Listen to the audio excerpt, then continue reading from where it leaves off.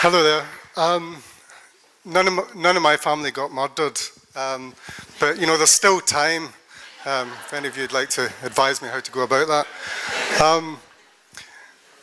It will seem very natural to you, I'm sure, that someone who has spent quite a lot of their writing career so far engaging with the gritty, northern, rainy, and utterly depressing kitchen sink feel for life, that the next move absolutely should be writing a book in the voice of Marilyn Monroe's dog. It certainly felt quite natural to me when I came out of Central Station in Glasgow one day and saw a vast sign that said, "Drink California dry." I remember looking at that and thinking, I'll give it a go. And went over there, ostensibly to research a book, but mainly to drink California dry. Unfortunately, of course, Lindsay Lohan and Britney Spears had got there before me, so there wasn't much to be done. But while I was there, I did start researching the life of this dog, which had been given to Marilyn by Frank Sinatra. But let me take a step back, if I can, back to the kitchen sink drama of all kitchen sinks dramas, that is Glasgow in the 1970s. And there was this business of there being no books in the house. There were absolutely no books in the house, I have to tell you. I said this once on Radio 4, and my father got quite angry and phoned me up and said, there was this book on top of the fridge for ages. I said, that was the telephone book, that doesn't count. True stuff. But there was a book that came into the house one day, all unawares. It was by Fred Lawrence Giles, and it was called The Life of Norma Jean Baker. And of course, I fell on it like a maniac. It had this picture on the cover, which I don't know if you've been to Glasgow recently or Paisley, but not that many girls look like that in the Stag and Hound bar in Kilwinning. But my life was permanently altered. My sense of what art and self-invention can be, my idea of fiction, indeed, was completely remade by this image and by the notion that a girl from a poor background could completely and utterly invent the terms in which she presented herself to the world. It was all about Fred Lawrence Giles' book. It was quite an ill-written book, I have to tell you. Bless him and everything, but it was the picture on the cover that was especially unforgettable, I found. And then, within seconds, it seemed to me, it gave out to a notion of pop art. Somebody who wants to be a writer and who grows up in a house without books starts grasping onto anything that might help them see clearly. It seemed to me there was no distance whatsoever from the real life, between the real life of Marilyn Monroe and the fictionalized, hyper-repeatable world of pop art. And Roy Lichtenstein's picture of the blonde woman seemed to me to reference Marilyn or be part of the same cartoon gladiatorial combat that existed around the notion of celebrity and which has interested me all these years. It was quite hard to conceive of a novel that one could write then that would encompass all that. Marilyn Monroe seemed such a over-described figure, somebody who couldn't give themselves to the fresh look, the new insight. She is now, I have to tell you, the most written about women in history, more than Elizabeth I, Mary Queen of Scots, Florence Nightingale, Eleanor Roosevelt, all put together. There's 700 works, fiction and non-fiction, that ostensibly take Marilyn Monroe as a subject. There's a wonderful joke in Don DeLillo's novel White Noise, where the character enters into the Department of Elvis Studies at a Midwestern university and wonders if you're interested in fiction truly, if in the end all of us who want to make something up don't have to first travel through the life of Elvis Presley. I feel slightly like that about Marilyn Monroe. She is the 20th century's gift to making things up. But then at the same time, you're always looking for a point of view as a writer, a new point of view, one that seems to connect your interests back into the history of literary interests.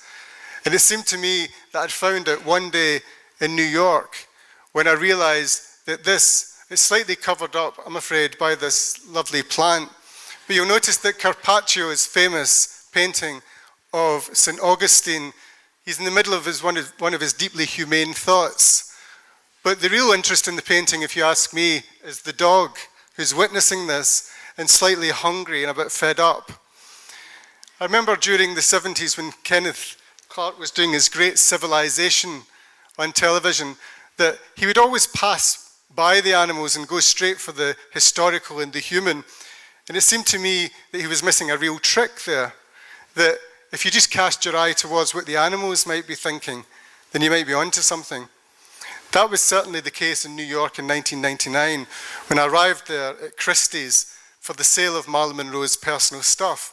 I don't know if many of you remember that, but it was the most bonkers thing that ever happened in the history of things being bonkers. And you know that's a deep and very detailed tradition.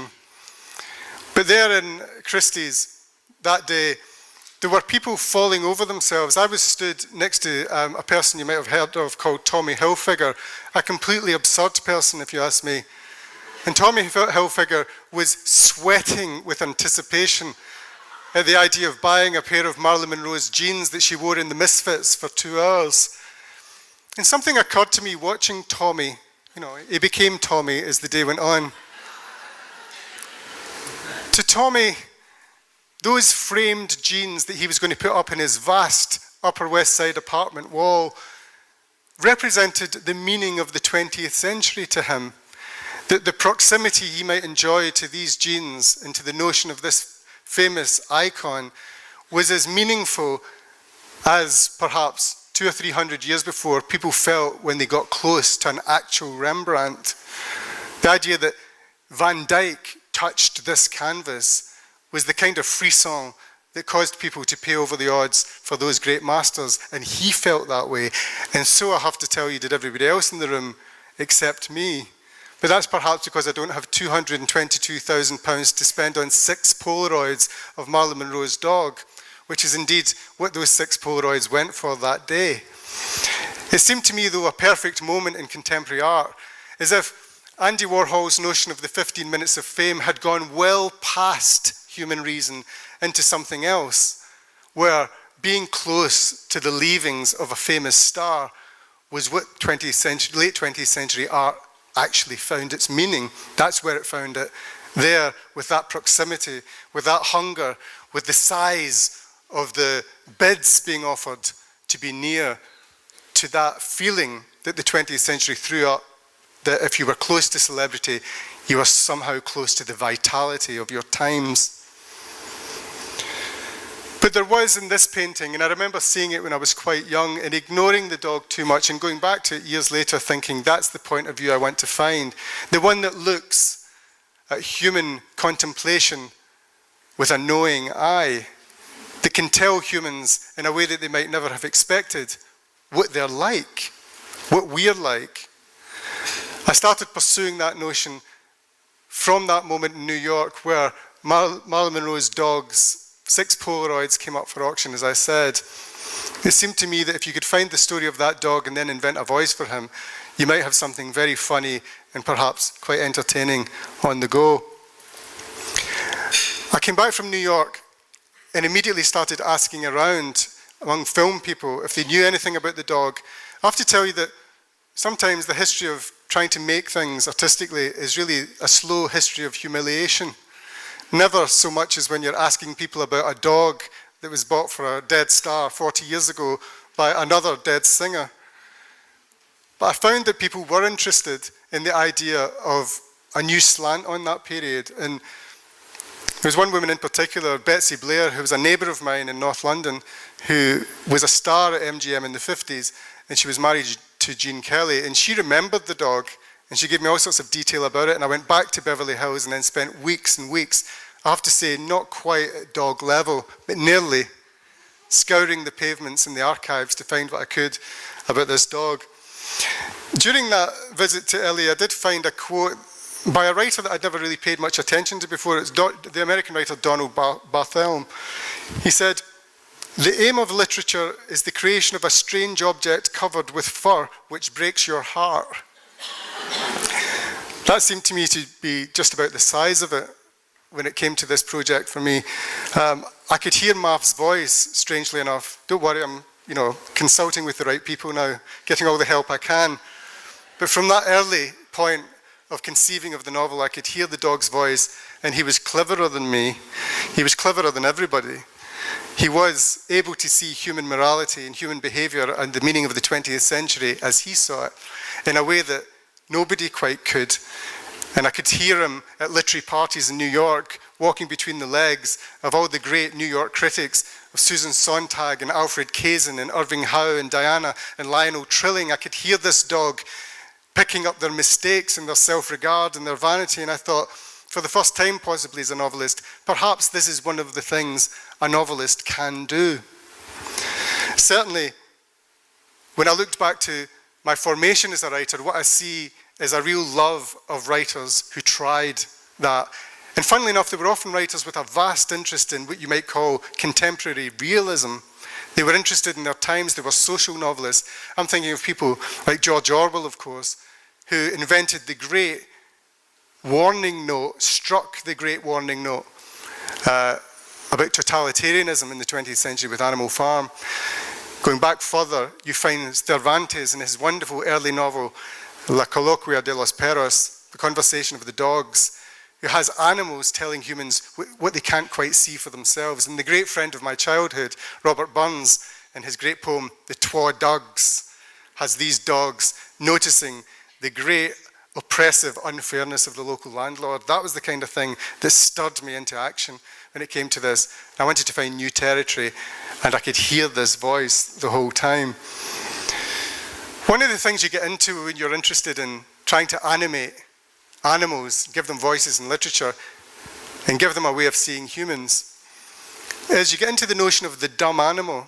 And for me, always having been interested in that, it's what made the whole thing political for me, that servants, slaves, working class, people who had been in some circumstances that I even know about myself, to mention Radio 4 in the 1970s, the idea of having a certain kind of accent or a certain kind of background but having a voice was a severely political area of interest, I feel. And what you do when you start to find these animals and give them voices is you start to take an interest in the politics of the lower orders, something that's always been an area of complete fascination to me. I went to a famous graveyard in Hollywood, which many of you will know about, called Forest Lawn. And while I was there, I looked through the graves for evidence of some of Marilyn's friends. Of course, Michael Jackson famously buried there now. This was just a couple of years before he came with grand procession, whistles and bells to get sunk into his particularly tasteful, has to be said, mausoleum. But there was one graveyard I found. None of the critics, and I've been happy to have some pretty understanding as well as one or two not so understanding critics with this book, but it's been great to see that people have got into the spirit of it by and large. But one of the things that literary critics never do is act like reporters. If they had, they'd notice that lot 6325, which is mentioned in the novel as Marilyn Monroe's best friend's grave, is actually the grave of a great Irish ancestor of mine.